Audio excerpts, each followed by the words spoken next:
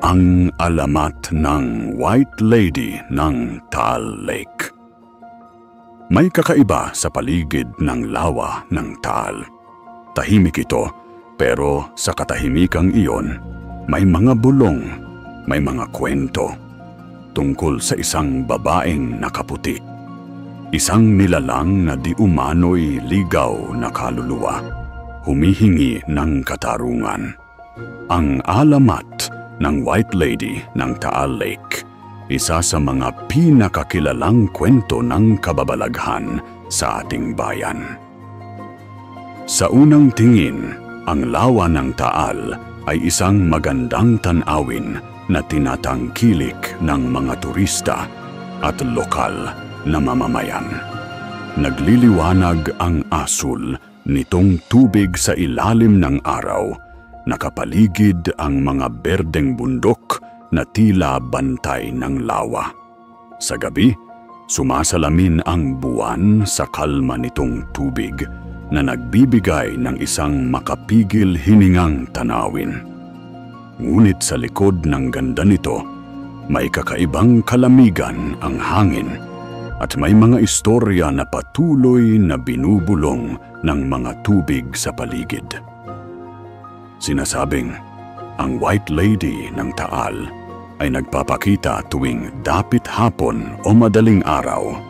May mga saksi na naguulat ng nakikitang babaeng nakaputi sa pampang ng lawa, sa malalayong puno o kung minsan ay tila lumulutang sa kalagitnaan ng tubig. May mga larawan na lumabas sa mga pahayagan na i-upload sa social media at ipinapasa sa mga chat groups. Ngunit laging nananatiling palaisipan kung totoo ba ang mga ito o katang-isip lamang. Sa dokumentaryong ito, tutuklasin natin ang kasaysayan, mga salaysay at posibleng pinagmulan ng alamat na ito. Sasaliksikin natin ang bawat sulok ng kwento mula sa mga lokal na tradisyon hanggang sa mga modernong pag-ulat. Haharapin natin ang mga tanong na matagal nang nagbabagabag sa isipan ng mga nakarinig ng kwentong ito. Sino siya? Bakit siya nariyan? At ano ang mensahe niya sa atin? Samahan ninyo kami sa pagsisiyasat sa kwentong bumabalot sa lawa ng Taal. Bago tayo tumungo sa ating kwento, maaari bang i-like mo ang video, i-share ito sa mga kaibigan mong mahilig sa misteryo, at mag-subscribe ka na rin para sa iba pa nating kwentong kababalaghan at alamat. Unang yugto ang lawa at ang alon ng misteryo. Ang Taal ay isang natutulog na bulkan, ngunit sa ilalim ng kanyang katahimikan, may mga kwento ring matagal nang gumigising sa takot ng mga taga roon. Sa gitna ng Batangas, dinadaanan ng libu-libong turista, umaandar ang buhay sa paligid ng Taal Lake.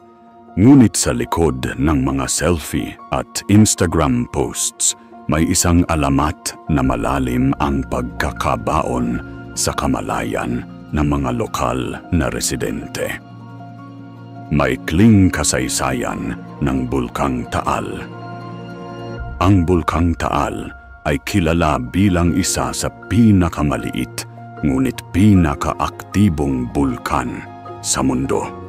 Sa kabila ng kaniyang maliit na sukat, taglay nito ang kapangyarihang magdulot ng matinding pinsala. Sa kasaysayan, nagdulot ng pagkawasak ang mga pagsabog nito na nagpapaalala sa atin sa kapangyarihan ng kalikasan.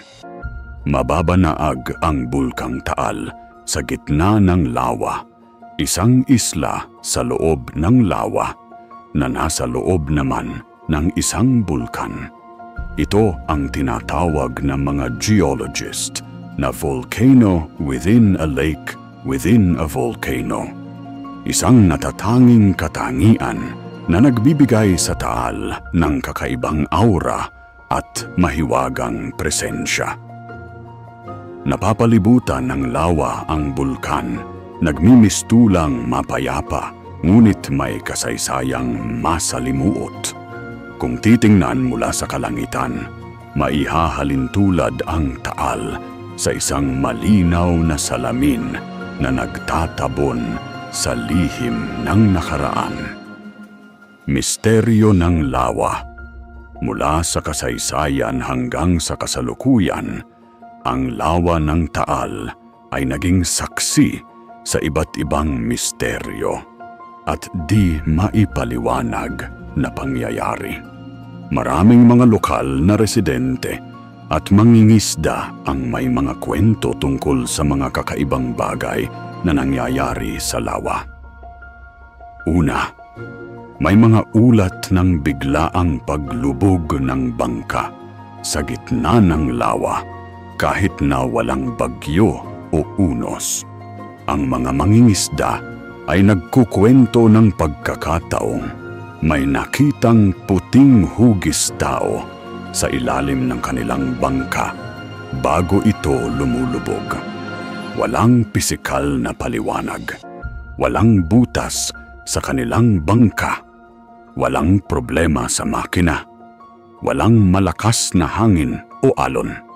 Parang basta na lang hinila ang bangka pababa.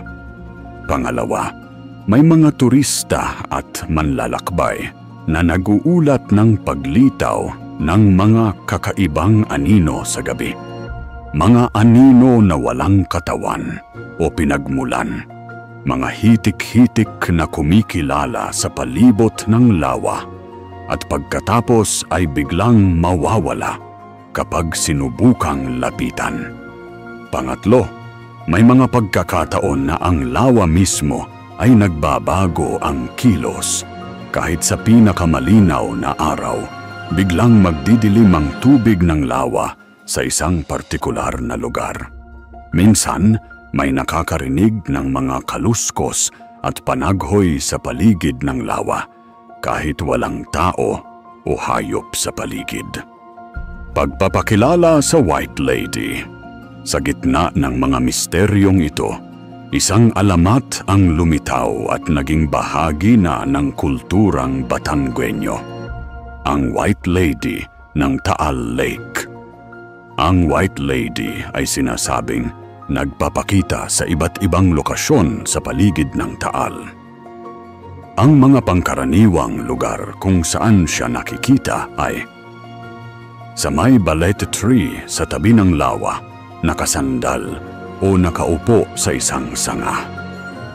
Lumulutang sa ibabaw ng tubig, partikular sa mga lugar na malapit sa bulkan.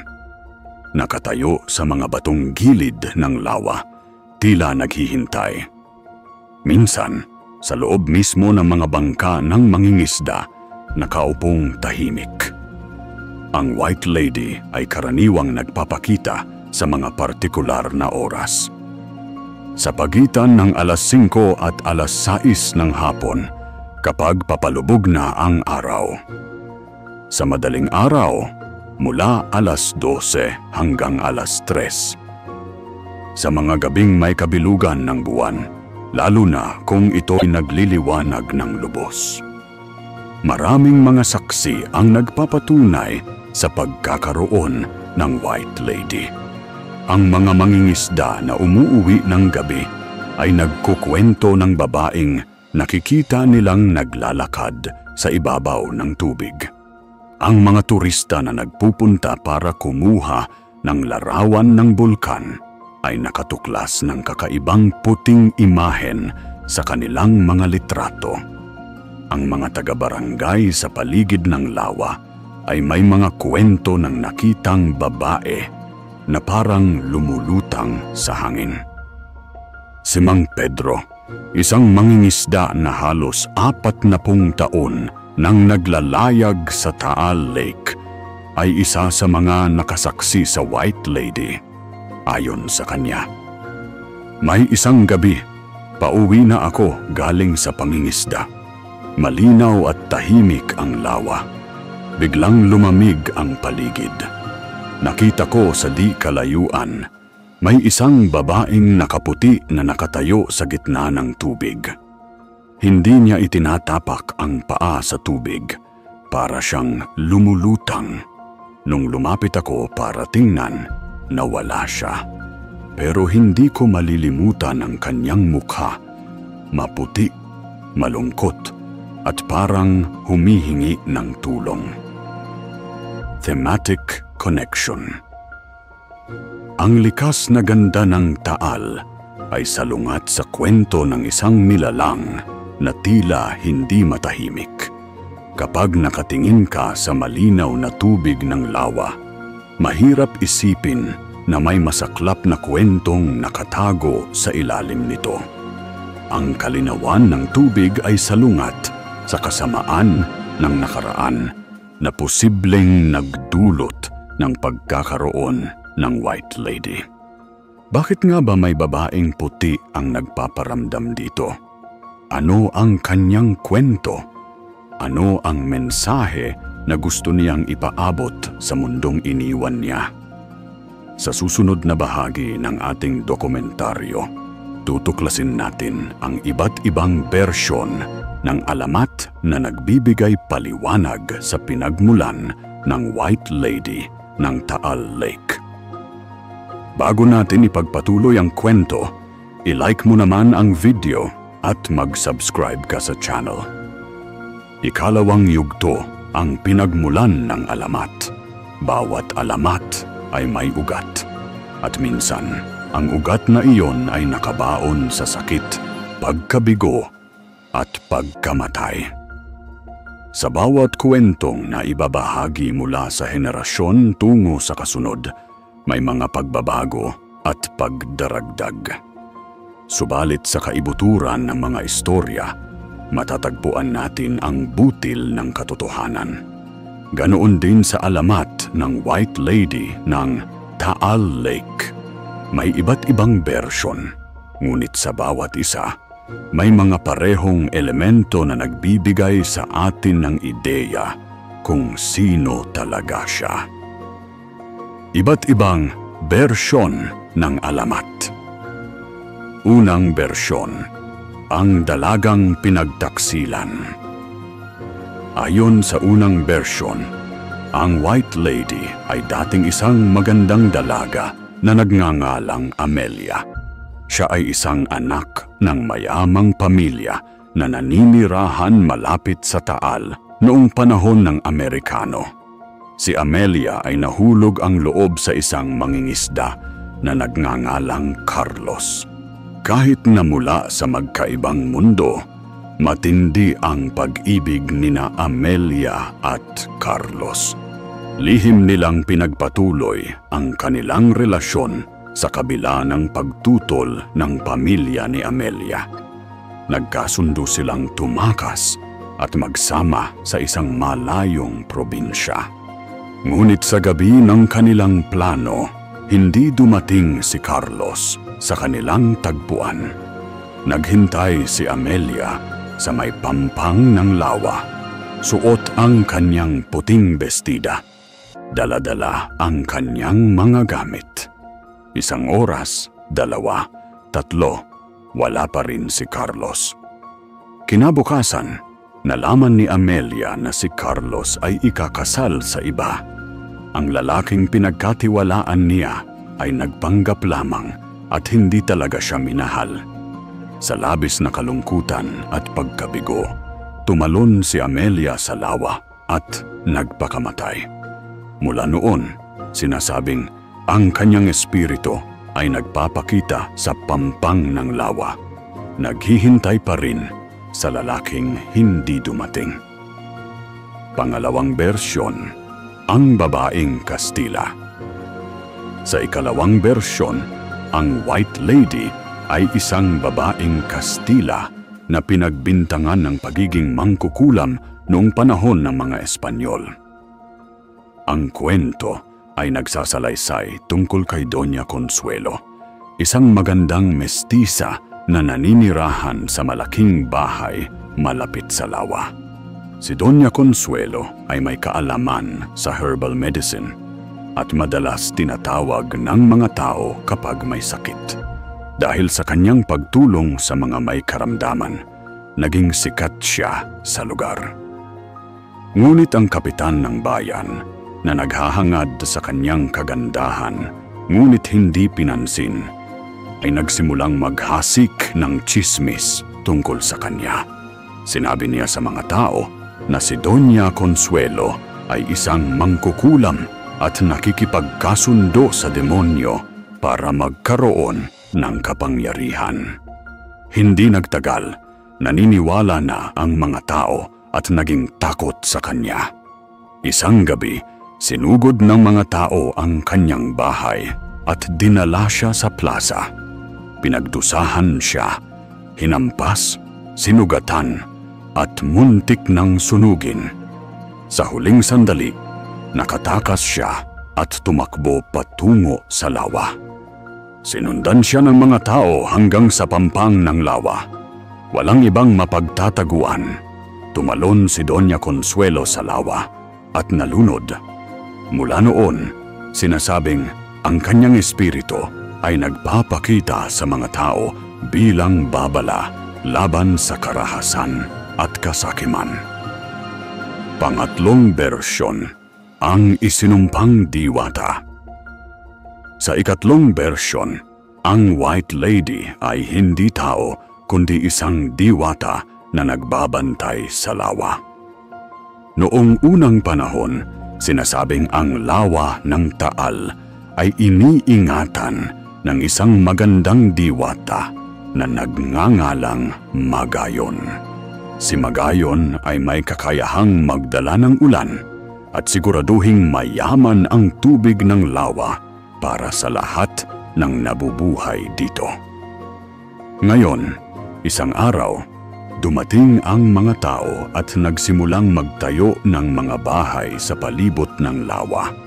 Unti-unti, naging marumi ang tubig ng lawa dahil sa kanilang basura at marahas na mga aktibidad. Nagalit si Magayon at nagpadala ng matinding bagyo at baha bilang parusa. Natakot ang mga tao at nagsimulang maghanap ng paraan para makontrol ang galit ng diwata. Isang albularyo ang nagpayo na ang tanging paraan para payapain si Magayon ay ang pag-aalay ng isang birhen sa lawa. Napagkasunduan ng mga tao na ialay ang pinakamabait at pinakamagandang dalaga sa kanilang bayan. Ipinangako nila kay Magayon na aalagaan nila ang lawa kung tatanggapin niya ang handog na ito. Ngunit pagkatapos ng pag-aalay, hindi tinupad ng mga tao ang kanilang pangako. Patuloy silang nagdumi at nagpahamak sa lawa. Dahil dito, isinumpa ni Magayon ang mga tao na sila'y parurusahan sa tuwing may pagkakataon. Mula noon, nagpapakita si Magayon bilang isang White Lady, nag-aalok ng maling direksyon sa mga manlalakbay at humihila sa mga bangka papunta sa kailaliman ng lawa. Piling bersyon, si Maria Esperanza. Sa lahat ng mga kwento, ang pinakadetalyado at tinanggap ng marami ay ang kwento ni Maria Esperanza. Si Maria Esperanza ay isang mestisang babae na nabuhay noong huling bahagi ng panahon ng mga Kastila, sa panahong ang Pilipinas ay nasa bingit ng pagbabago. Siya ay anak ng isang Kastilang negosyante at isang Pilipinang galing sa marangyang pamilya. Maganda at matalino si Maria Esperanza. Siya ay nakatanggap ng edukasyon sa Europa at bumalik sa Pilipinas bit-bit ang mga modernong ideya at pangarap. Isa sa kanyang pangarap ay ang makapag-asawa dahil sa pag-ibig, hindi dahil sa kapakinabangan. Nakilala ni Maria Esperanza ang isang guro na nagngangalang Jaime. Si Jaime ay isang simpleng tao, ngunit may malalim na pagmamahal para sa katotohanan at kaalaman. Nahulog ang loob ni Maria Esperanza kay Jaime at siya rin sa kanya. Ngunit ang ama ni Maria Esperanza ay may ibang plano. Gusto niyang ipakasal ang anak sa anak ng gobernador, isang lalaking kilala sa pagiging malupit at sakim. Hindi pumayag si Maria Esperanza at sinabi sa ama na mahal niya si Jaime. Sa galit, ipinatapon ng ama ni Maria Esperanza si Jaime sa isang malayong isla at pinagbantaan siya na kung hindi siya papayag sa kasal, papatayin niya si Jaime. Walang nagawa si Maria Esperanza. Sa araw ng kanyang kasal, suot ang puting bestida. Ikakasal siya sa lalaking hindi niya mahal. Bago ang seremonya, nakatakas si Maria Esperanza at tumakbo sa direksyon ng lawa. Doon sa pampang, umiyak siya at nagdasal. Kung hindi ko kayang mamuhay sa taong mahal ko, mas gusto ko pang mamatay, ang kanyang dasal. Sa gabi ng kanyang kasal, nagpababa si Maria Esperanza ng pabigat sa kanyang mga braso at tumalon sa lawa. Pinasimulan ang kanyang sariling kamatayan sa tubig na sana'y magbigay sa kanya ng kapayapaan. Sa mismong gabi na iyon, isang malakas na bagyo ang lumubog sa kalahati ng baybayin, kasama ang bahay ng ama ni Maria Esperanza at ang palasyo ng gobernador kung saan dapat maganap ang kasal. Mula noon, sa bawat anibersaryo ng kanyang kasal, na siyang araw din ng kanyang kamatayan, nagpapakita si Maria Esperanza sa pampang ng lawa, suot ang kanyang puting bestidang pangkasal. Naghihintay sa isang pag-ibig na hindi nagkaroon ng pagkakataon. Posibleng koneksyon sa kasaysayan. Ang kwento ni Maria Esperanza ay maaaring may koneksyon sa tunay na kasaysayan ng Pilipinas. Sa panahon ng Kastila, maraming mga anak ng Kastila at mga ilustrado ang napipilitang magpakasal para sa kapakinabangang pampolitika at pang-ekonomiya. Ang mga love affair sa pagitan ng mga ilustrado at Indio ay madalas na hinaharang ng mga magulang, lalo na kung may kamag-anak na Kastila. Kadalasan, ang mga babae ang nagiging biktima ng mga arangkehong ito. Sa isang lipunang patriarkal, wala silang boses at hindi sila nabibigyan ng karapatang pumili ng kanilang magiging kapareha. Ang kanilang halaga ay madalas tinitingnan ayon sa kanilang magandang pag-aasawa na mapagtatagumpayan ang katayuan ng kanilang pamilya. Ang lawa ng Taal sa kanyang tahimik na pagkamahiwaga ay maaring naging saksi sa mga ganitong trahedya. Ang mga libingan ng emosyon, pangarap at pag-asa na hindi nagkaroon ng pagkakataon. Pag-aanalisa ng tema at simbolismo. Ang White Lady bilang isang simbolo ay maaaring kumakatawan sa maraming bagay. Una, maaari siyang simbolo ng naunsyaming pag-ibig. Ang mga kwento ng White Lady ay madalas nagsasalaysay ng mga babae na nawalan ng pag-asa at ngayon ay naglalakbay sa pagitan ng dalawang mundo, hindi makapagpahinga dahil sa kanilang kalungkutan. Pangalawa, ang White Lady ay maaaring kumakatawan sa katarungan Sa mga kwento kung saan siya ay biktima ng pang-aabuso o karahasan, ang kanyang paglitaw ay maaaring isang paalala sa mga buhay na dapat alalahanin ang kahalagahan ng katarungan at kapatawaran. Pangatlo, ang lawa mismo ay simbolo ng taguan. Ang tubig ay maaaring magpakita at magtago. Ang paglitaw ng White Lady mula sa lawa ay maaaring nagpapahiwatig ng mga lihim na nagnanais na malaman mga katotohanan na hindi dapat ilibing. Pang-apat, ang kulay puti ay maaaring kumakatawan sa kalinisan at kabaitan. Sa maraming kultura, ang puti ay simbolo ng kawalang kasalanan. Ang White Lady ay maaaring representasyon ng isang walang kasalanang kaluluwa na naging biktima ng mga puwersa na hindi niya kontrolado. Kung umabot ka sa parteng ito, i-comment mo naman kung taga saan ka para malaman natin kung hanggang saan ang inabot ng kwentong ito.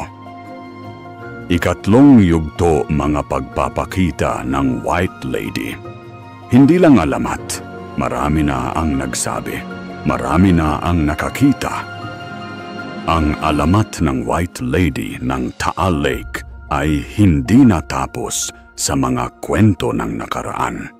Hanggang ngayon, patuloy ang mga ulat ng pagpapakita nito. Nagpapatunay na ang alamat ay buhay pa rin sa kasalukuyang panahon. Mga tunay na salaysay ng pagpapakita. Kwento ni Mang Ramon. Ang mangingisdang naligaw.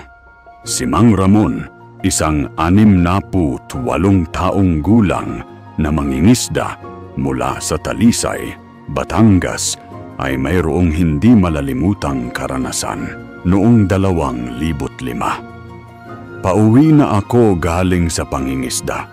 Medyo maaga pa noon, mga alas 5 ng hapon, pero maulap na at medyo madilim na. Biglang may makapal na fog na bumalot sa lawa.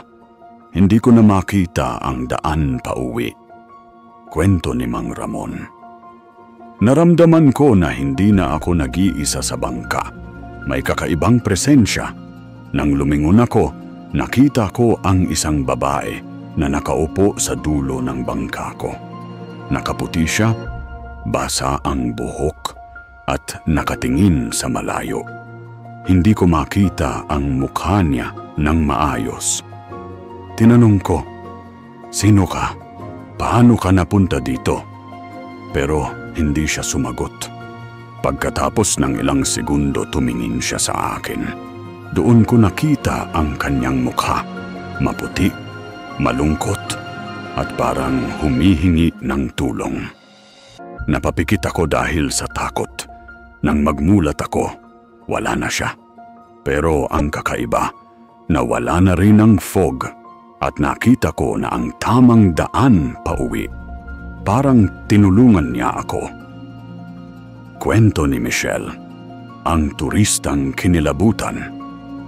Si Michelle, isang 29 na taong gulang na turista mula sa Maynila, ay nagbakasyon sa Taal kasama ang kanyang mga kaibigan noong Disyembre 2018. Nagpunta kami sa Taal para mamasyal at kumuha ng mga litrato. Malapit na kasi ang Pasko noon at gusto naming magkaroon ng magandang experience. Kwento ni Michelle. Nakapunta kami sa isang overlooking point kung saan makikita ang buong lawa at bulkan. Habang kumukuha kami ng mga litrato, napansin ko sa gilid ng mata ko na may isang babae na nakatayo sa isang punong kahoy. Nakaputi siya at nakatayo sa isang sanga na mukhang imposibleng mapuntahan ng isang tao. Kinabahan ako, pero sinabi ko sa mga kaibigan ko na may nakita akong babae sa puno. Tumingin sila, pero wala na raw sila nakita. Kumuha pa rin ako ng litrato sa direksyon na yon. Nang tiningnan namin ang litrato sa kamera ko, nakita namin ang isang babaeng nakaputi na parang lumulutang sa sanga ng puno. Maliwanag siya, parang may sariling ilaw. Kinilabutan kami at agad na umalis sa lugar na iyon. Ang litrato ni Michelle ay naging viral sa social media at naging paksa ng maraming pag-uusap. May mga nagsasabing edited lamang ito, habang ang iba naman ay naniniwala na ito ay tunay na litrato ng White Lady. Kwento ng mga guard at boatman. Hindi lamang turista at mangingisda ang nakakita ng White Lady. Pati na rin ang mga guard at boatman na nagtatrabaho sa paligid ng lawa ay may kanilang sariling kwento.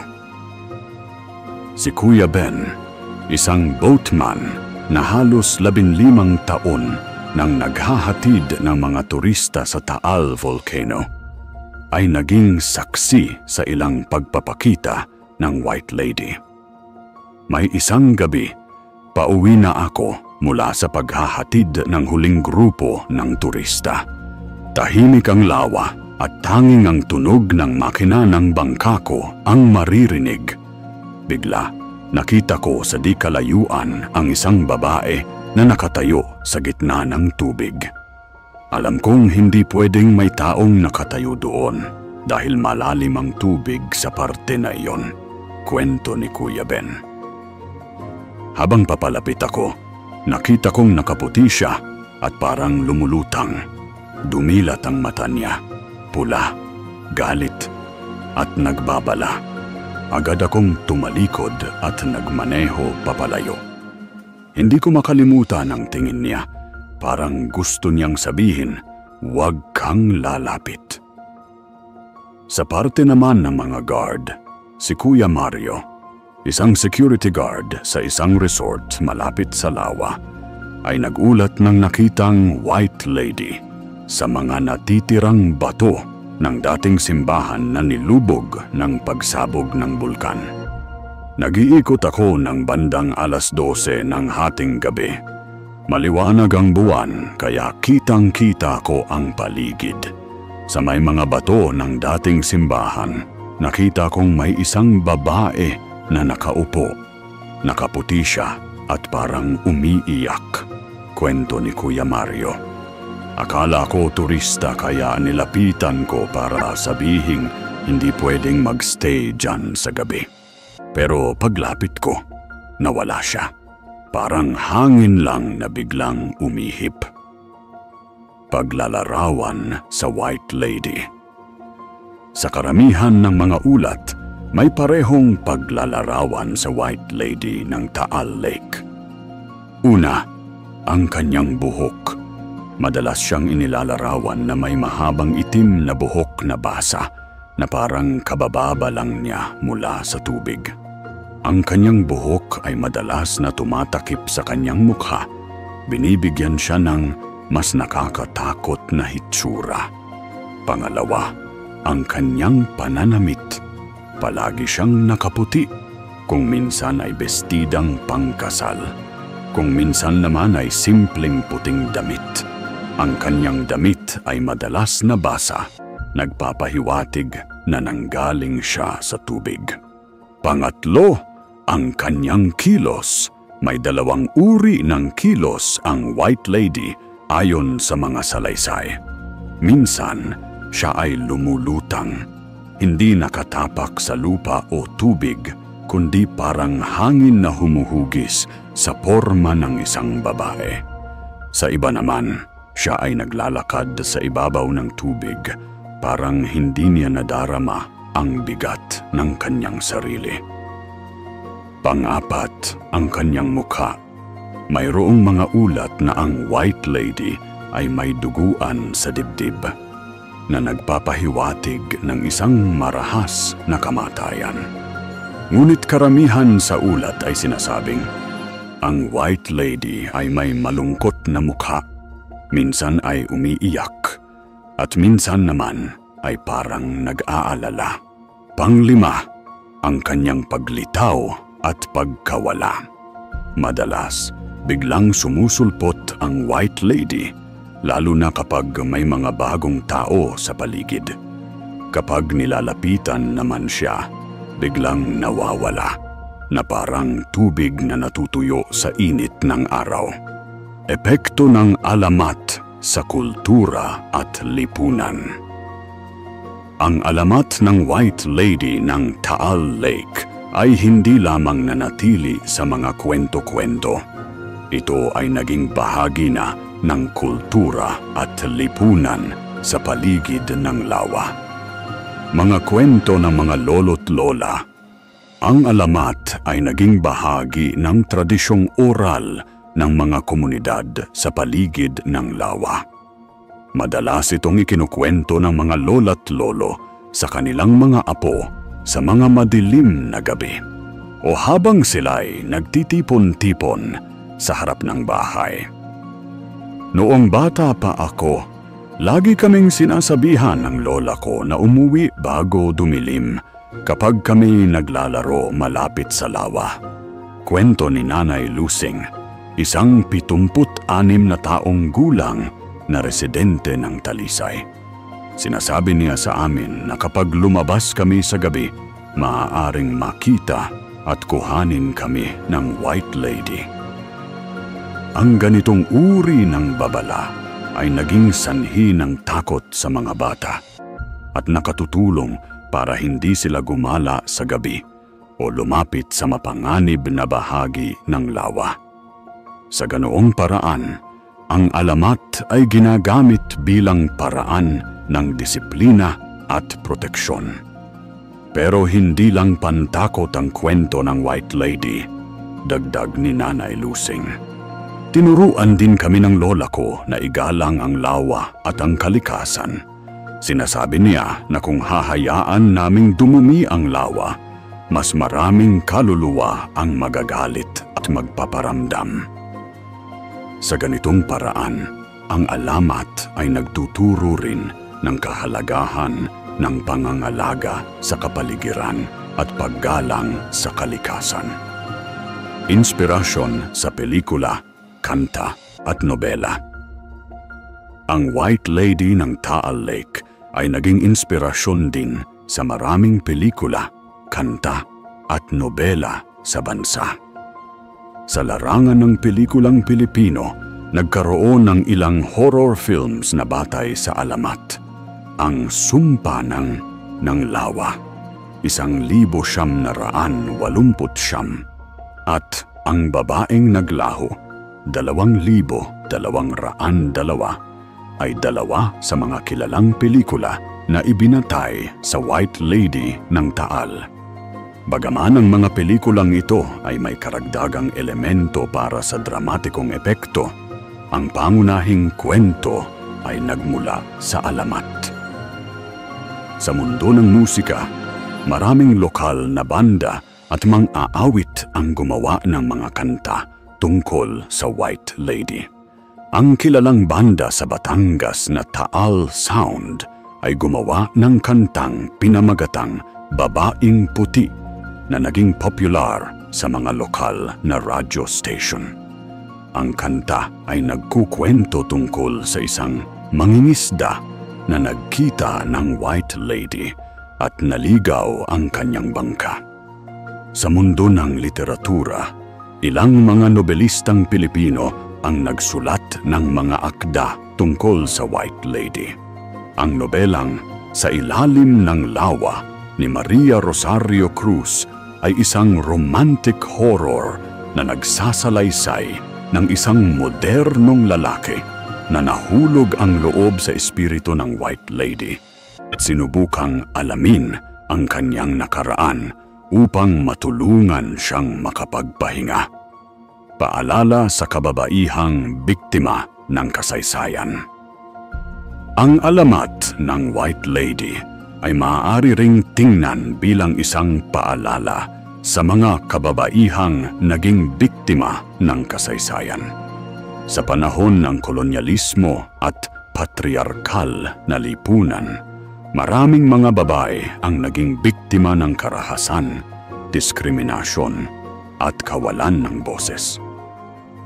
Si Maria Esperanza sa Alamat ay kumakatawan sa maraming kababaihang napilitang magpakasal sa mga taong hindi nila mahal, napilitang ibigay ang kanilang sarili para sa kapakanan ng pamilya, o napilitang tanggapin ang kapalaran na hindi nila pinili. Sa ganitong paraan, ang White Lady ay nagiging simbolo hindi lamang ng takot kundi maging ng paglaban at pagtutol. Ang kanyang pagpapakita ay isang paalala na hindi dapat kalimutan ang kasaysayan ng kababaihan at ang kanilang mga pinagdaanan. Bago tayo magpatuloy sa ating kwento, nakapag-subscribe ka na ba? Subscribe na! Ika-4 na yugto ang lawa at ang lihim nito. Ang taal ay hindi lamang isang lawa, ito'y isang nilalang na may sariling damdamin, kasaysayan at galit. Kung susuriin natin ang kasaysayan at katangian ng lawa ng taal, matatagpuan natin ang ilang katangiang maaaring makapagbigay ng paliwanag kung bakit ito ay naging tahanan ng mga kwentong supernatural at paranormal. Geographical at geological uniqueness ng Taal Lake. Ang Taal Lake at Taal Volcano ay isa sa mga pinakanatatanging geological feature sa buong mundo. Ito ay kilala bilang isang volcano within a lake, within a volcano, o isang bulkan sa loob ng lawa sa loob ng bulkan. Ang ganitong uri ng geological formation ay napakabihira at nagbibigay sa taal ng isang natatanging katangian. Ang lawa ay nabuo mula sa isang kaldera o isang malaking crater na nabuo matapos sumabog ang isang malaking bulkan. Sa gitna ng lawa ay ang Volcano Island na sa loob naman nito ay ang Main Crater Lake. Ang ganitong complex na geological structure ay hindi pangkaraniwan at nagbibigay sa lugar ng isang uri ng mahiwagang aura. Ang tubig ng Taal Lake ay kilala rin dahil sa kanyang asul-berdeng kulay at klaro na nagbibigay ng ilusyon na mababaw lamang ito. Ngunit sa katunayan, ang lawa ay may ilang bahagi na sobrang lalim at marami sa mga lalim na ito ay hindi pa nalalalimang lubusan. Ayon sa mga eksperto, ang pinakalalalim na bahagi ng lawa ay umaabot sa mahigit 170 metro. Kung titingnan sa punto ng view ng science, ang kakaibang geological structure ng Taal ay maaaring magpaliwanag kung bakit ito ay naging sentro ng maraming pamahiin at kwento ng kababalaghan. Ang mga di maipaliwanag na aspeto nito, ang biglang pagbabago ng kulay ng tubig, ang mga lugar na hindi pa nasusukat ang lalim, at ang mahiwagang kulay ng tubig, ay nagbibigay daan sa mga kwento ng mga nilalang sa ilalim ng tubig at mga misteryosong pagpapakita. Isa pang natatanging katangian ng Taal Lake ay ang biglang pagbabago ng panahon at klima sa paligid nito. Madalas, kahit maaliwalas ang araw, biglang magdidilim at magkakaroon ng malakas na hangin at ulan sa paligid ng lawa. Ang ganitong biglang pagbabago ay tinutukoy ng mga lokal bilang galit ng lawa o lungkot ng lawa. na nagpapahiwatig na ang lawa mismo ay may sariling emosyon at damdamin. Ayon kay Dr.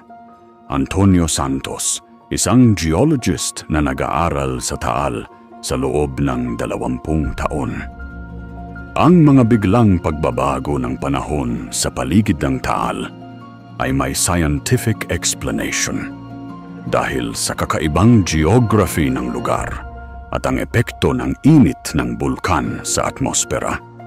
Nagkakaroon ng mga microclimate sa iba't ibang bahagi ng lawa.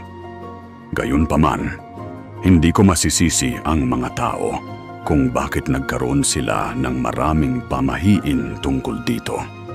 Kahit ako, minsan nakararamdam ako ng kakaiba kapag nandoon, lalo na sa gabi. Mga ulat ng paranormal na aktibidad. Hindi lang ang White Lady ang naiulat na misteryosong pangyayari sa paligid ng Taal Lake. May iba pang mga ulat ng paranormal na aktibidad na nagpapatunay sa kakaibang katangian ng lugar.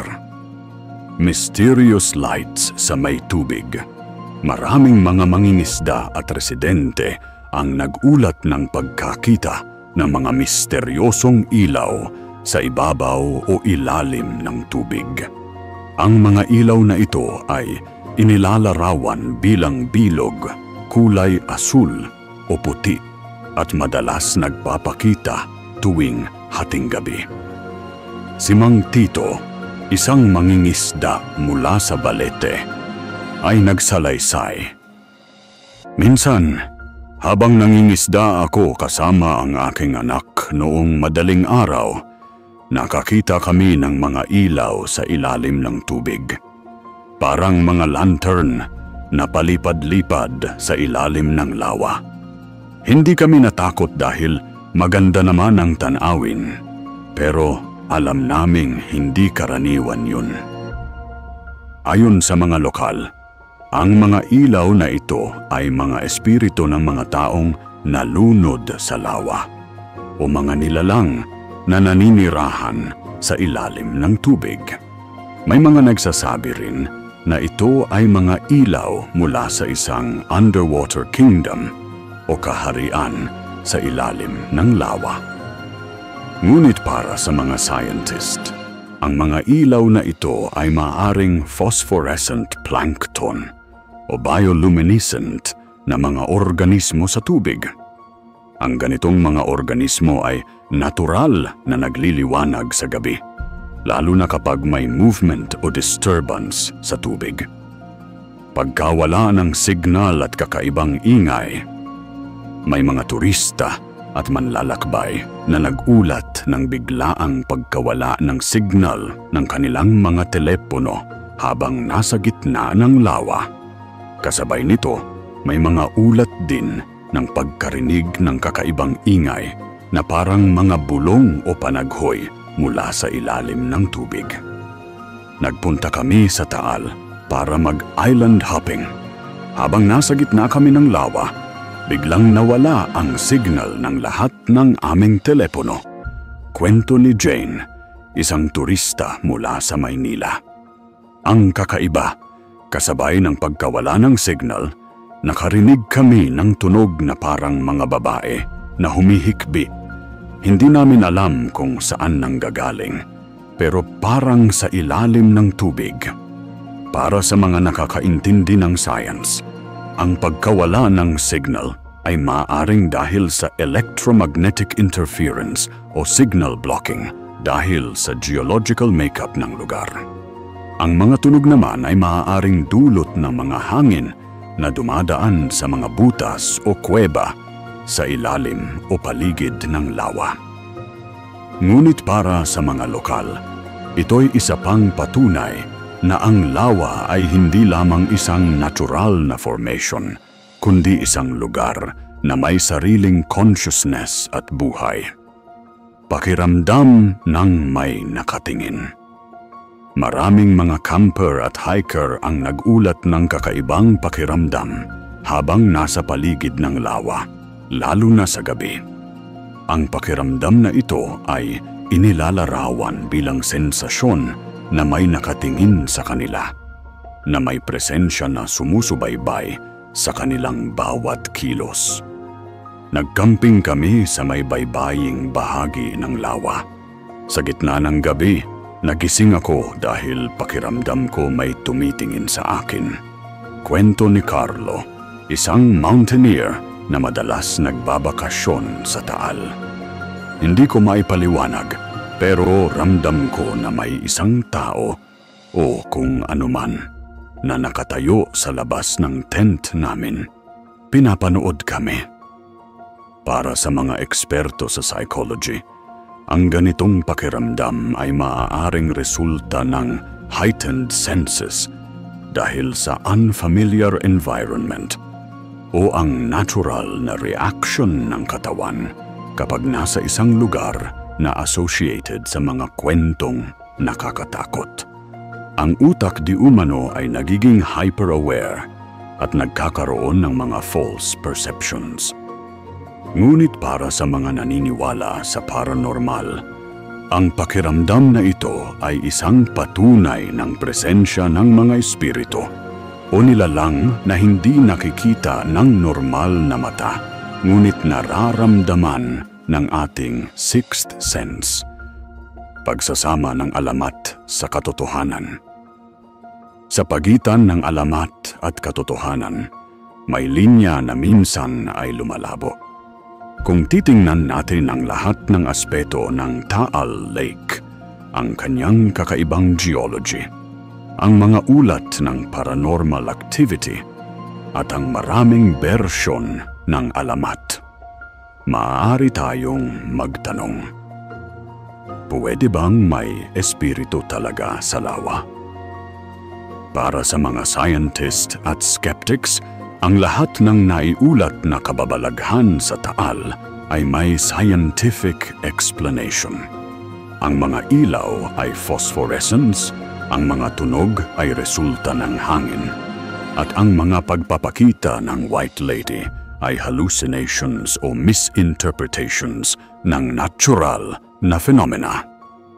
Ngunit para sa maraming lokal at sa mga taong nakakaranas mismo ng mga kakaibang pangyayari, ang science ay hindi laging nagbibigay ng sapat na paliwanag.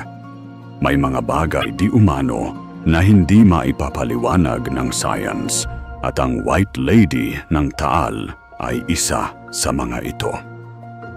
Ang alamat ng White Lady ng Taal ay naiiba sa ibang kwentong White Lady sa Pilipinas. Habang ang mga White Lady sa mga kalsada tulad ng Balete Drive White Lady ay madalas na inilalarawan bilang mapanganib at gumagawa ng pinsala, ang White Lady ng Taal ay mas madalas inilalarawan bilang malungkot at saka hindi nananakit maliban kung ginagalit. Ayon kay Father Jose Villanueva, isang pari na nagsasagawa ng mga pagbabasbas sa mga bahay sa paligid ng lawa, ang White Lady ng Taal, ayon sa mga kwento, ay hindi masama. Siya ay isang kaluluwang naghahanap ng kapayapaan. Hindi niya gustong manakit, kundi magpaalala lang sa atin na maging maingat, igalang ang lawa, at alalahanin ang mga nakalimutang bahagi ng ating kasaysayan. Sa maraming paraan, ang White Lady ng Taal ay sumasalamin sa kalikasan ng lawa mismo. Maganda, ngunit mapanganib. Tahimik, ngunit may kakayahang magdulot ng pinsala kapag binaliwalang paliwanagan.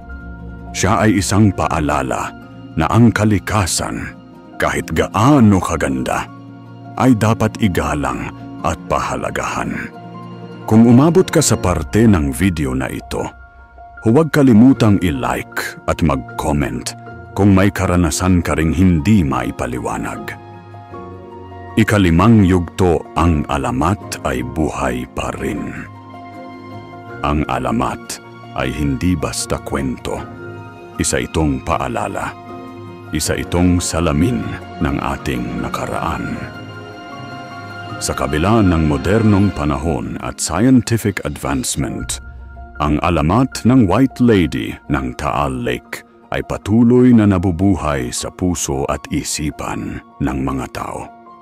Hindi lamang ito isang kwento na sinasabi sa mga madilim na gabi, kundi isang bahagi ng kulturang Pilipino na patuloy na nagbibigay impluwensya sa ating lipunan.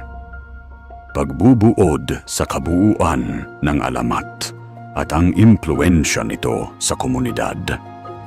Ang White Lady ng Taal Lake, sa kanyang iba't ibang anyo at kwento, ay naging isang mahalagang bahagi ng lokal na kultura at tradisyon. Siya ay naging simbolo ng maraming bagay, ng lungkot, ng paghihiganti, ng pagmamahal na nawala, at ng katarungang hindi naibigay. Sa paglipas ng mga taon, ang alamat ay gumampan ng iba't ibang papel sa komunidad. Ito ay naging paalala sa mga kabataan. Ang alamat ay ginagamit ng mga magulang at lolo't lola bilang paraan ng pagdidisiplina at pagtuturo sa mga kabataan. Sa pamamagitan ng kwento ng White Lady, natututo ang mga bata na igalang ang lawa, umuwi bago dumilim, at maging maingat sa kanilang mga kilos. Kapag ikinukwento ko ang alamat ng White Lady sa aking mga apo, nakikita ko ang takot sa kanilang mga mata. Sabi ni Lola Emma, isang 82 taong gulang na residente ng Talisay. Pero hindi ko ito ikinukwento para lang takutin sila. Gusto kong matuto silang rumespeto sa lawa at sa kapaligiran. Gusto kong maintindihan nila na ang lawa ay hindi lang isang tourist attraction, kundi isang bahagi ng ating kasaysayan at kultura. Ang kwento ng White Lady ay nagtuturo rin sa mga kabataan ng mga moral na aral. Ang kahalagahan ng katapatan sa pag-ibig, ang panganib ng kasakiman, at ang pangangailangan ng katarungan at kapatawaran. Isinasabuhay sa mga festival at kulturang pagdiriwang. Ang alamat ng White Lady ay naging inspirasyon din sa mga lokal na festival at cultural events. Sa Talisay at Balete, taunang ginaganap ang Festival ng Lawa, kung saan may mga street play at pagtatanghal na batay sa alamat ng White Lady. Sa mga ganitong pagdiriwang, isinasadula ang kwento ni Maria Esperanza o ang iba pang bersyon ng alamat. Ang mga kabataan ay nakasuot ng mga costume at ang mga kalye ay ginagayakan para muling isalaysay ang alamat. Dagdag pa rito, may mga art exhibits at painting competitions na nagtatampok sa White Lady at sa Taal Lake. Sa ganitong paraan, ang alamat ay hindi lamang nabubuhay sa kwento kundi maging sa sining at pagkamalikhain ng mga lokal na mamamayan. Ang impluwensya ng alamat ay umaabot din sa turismo. Maraming turista ang nagpupunta sa Taal, hindi lamang para makita ang bulkan, kundi para maranasan ang ghost hunting o paranormal tours na inaalok ng ilang mga tour guides. May mga turista talagang nagpupunta dito para lang makita o maramdaman ang White Lady. Sabi ni Kuya Dindo, isang tour guide sa Taal. Hindi namin sinasabing siguradong makikita nila, pero sinasabi namin ang mga lugar kung saan madalas siyang nagpapakita. Pwedeng paliwanag. Sa puntong ito, maaari nating tanungin, ano ba talaga ang White Lady ng Taal Lake? Isang tunay na espiritu? Isang katang-isip lamang? O may ibang paliwanag? May ilang posibleng paliwanag ang mga eksperto. Residual haunting. Ang residual haunting ay isang uri ng paranormal phenomenon kung saan ang isang kaganapan ay paulit-ulit na nangyayari, parang isang recording na palaging pine play. Ito ay hindi nangangahulugang may aktibong espiritu, kundi isang energy na naiwan sa isang lugar. Ayon kay Dr. Maria Gonzalez, isang paranormal researcher, ang Taal Lake ay isang lugar na maraming intense emotions ang nangyari. Pag-ibig, galit, lungkot, kamatayan. Ang mga intense emotions na ito ay maaaring mag-iwan ng energy na nagmamanifest bilang isang apparition o pagpapakita. Hindi ito nangangahulugang may aktibong espiritu ng isang tao, kundi isang imprint ng nakaraang pangyayari. Trauma at collective memory. Ang isa pang posibleng paliwanag ay ang konsepto ng collective memory o collective trauma. Ang mga karanasan at kwento ng nakaraan ay maaaring magkaroon ng malalim na epekto sa consciousness ng isang komunidad na nagmamanifest sa pamamagitan ng mga alamat at pamahiin. Ayon kay Dr. Antonio Rodriguez, isang sociologist, ang kwento ng White Lady ay maaaring representasyon ng kolektibong trauma ng komunidad. Ang trauma ng kolonisasyon, ng pang-aabuso sa kababaihan, o ng pagkawala ng tradisyonal na kultura. Sa pamamagitan ng paglikha ng isang supernatural na figure, naipapahayag at naipoproseso ng komunidad ang kanilang kolektibong karanasan. Paraan ng kalikasan. May mga naniniwala rin na ang White Lady ay isang paraan ng kalikasan para paalalahanan tayo sa ating responsibilidad sa kapaligiran. Sa panahon ng climate change at environmental degradation, ang presensya ng White Lady ay maaaring tignan bilang isang simbolikong warning. Sinasabi ng mga matatanda na kapag mas maraming tao ang nakakakita sa White Lady, may mangyayaring kalamidad o sakuna. Kwento ni Mang Pedro, isang 75 taong gulang na residente.